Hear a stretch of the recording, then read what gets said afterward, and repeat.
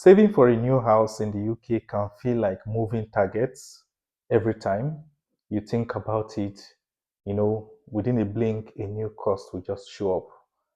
I remember feeling that way too, but through mixed strategy, commitment, and few little apps that are available out there or tools, I was able to save as much as £30,000 from my first home in the UK. In this video, I'm going to be sharing breakdown of each step I took in saving from my home, and I'll be touching topics around developer deposit scheme, lifetime ISA with 25% contribution for the government or bonus, and also the tax-free savings that came handy that enabled me to achieve this within a very good timeline.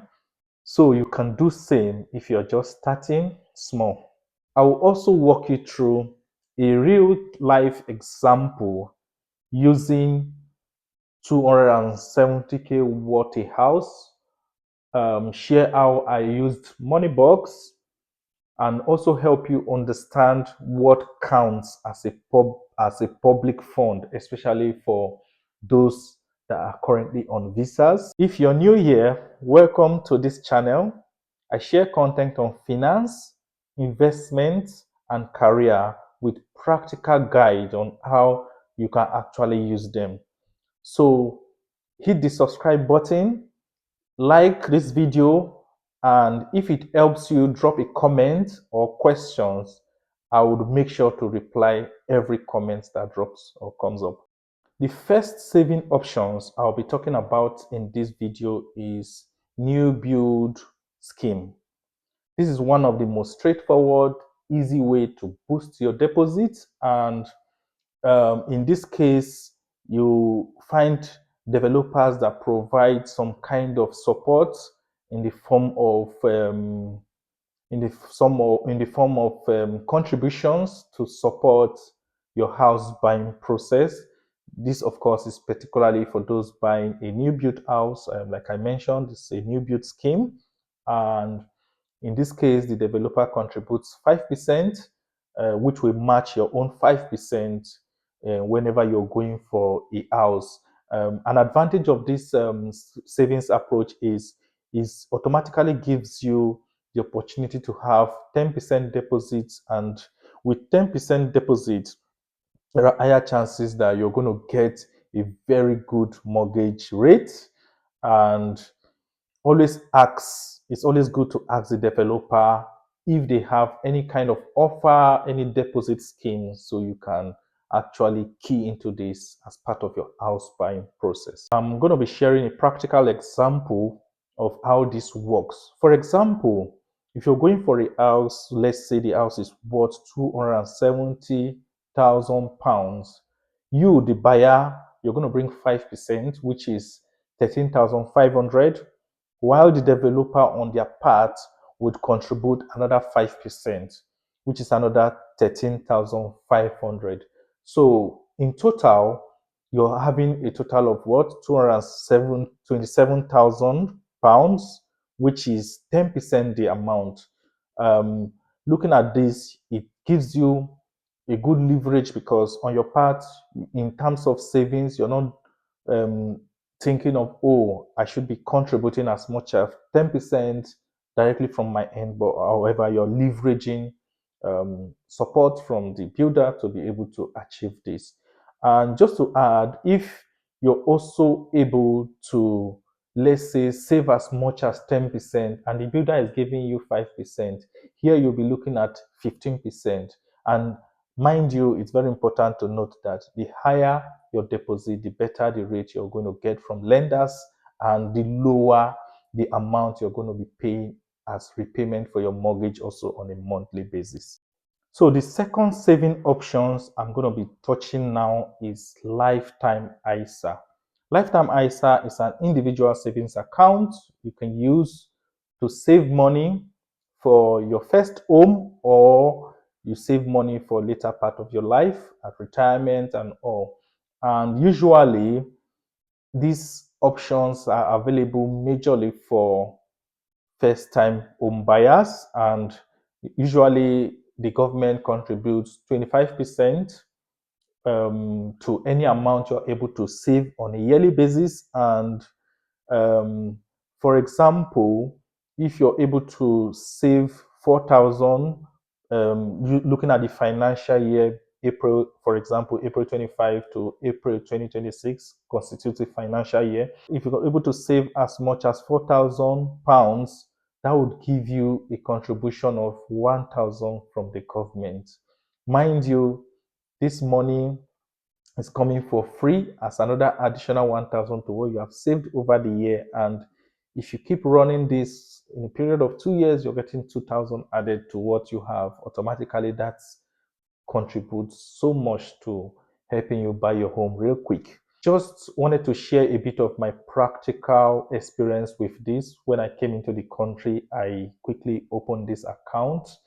Just few months into the country, even though I didn't have the 4,000 to start with, I was at the first year I was able to contribute around, was it 800 to 1,000 or so, and got that.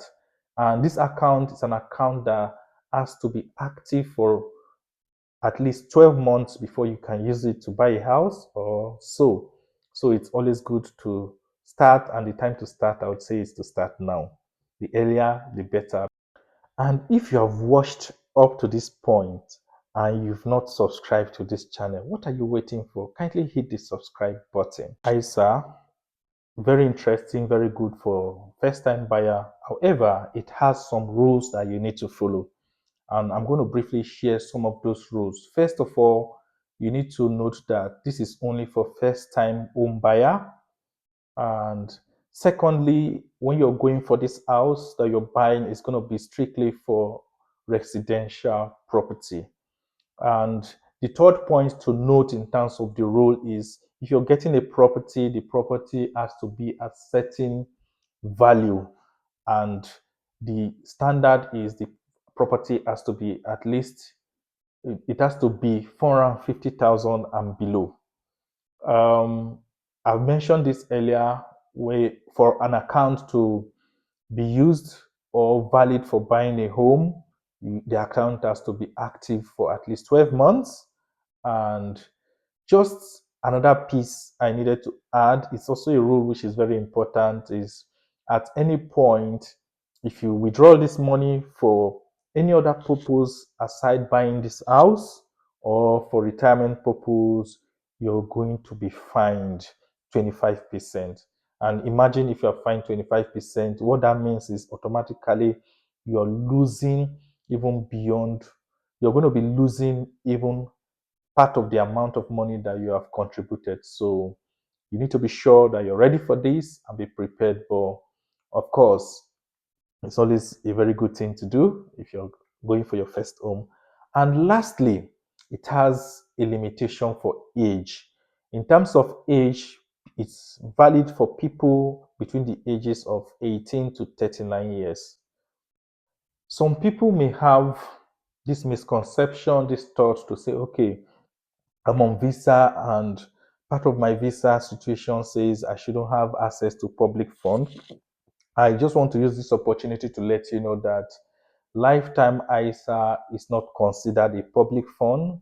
That means the interest from lifetime ISA contributed by the government is not considered public fund in the UK. And I would recommend you start as early as possible. The third saving options I'm going to be talking about is the cash ISA, which is a tax-free savings account. Unlike the normal traditional banks where you have savings, but of course there are taxes that comes with that depending on your earnings or your current tax rate, depending on your salary and all in terms of your tax contribution. For this, it offers 5% interest, which for me 5% is really much. And the beautiful part here is you have the opportunity to withdraw your money at any time without any form of penalty, and every money in there are totally tax free.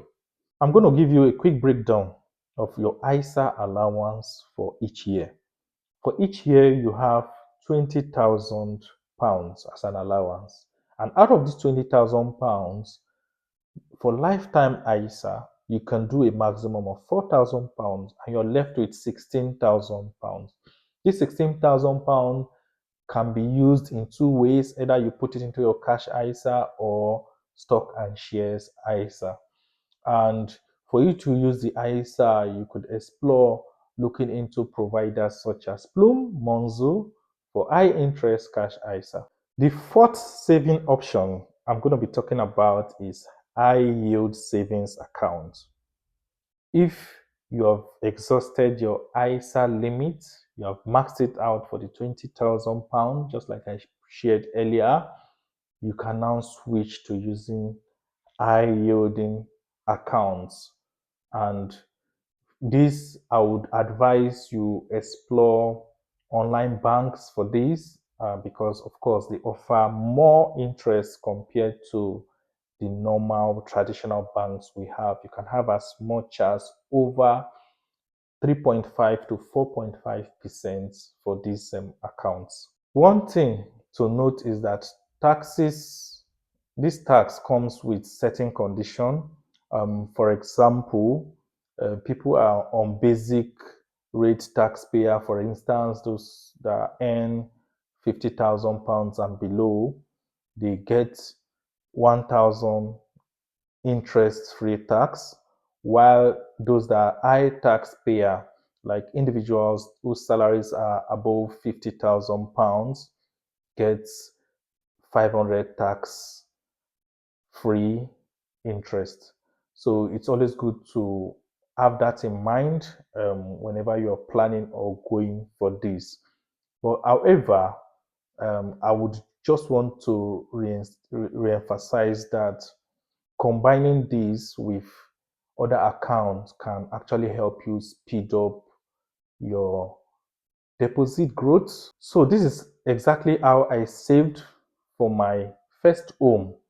And as you have seen, it wasn't about earning so high or loads of money. It's about using the right tool, the right approach, staying committed and also consistent in your savings towards your home. Whether it's developer deposit scheme, lifetime ISA, or making the most of tax-free savings accounts, all of these strategies, all of this approach are crucial to anyone if you use them, even though you're just starting from small.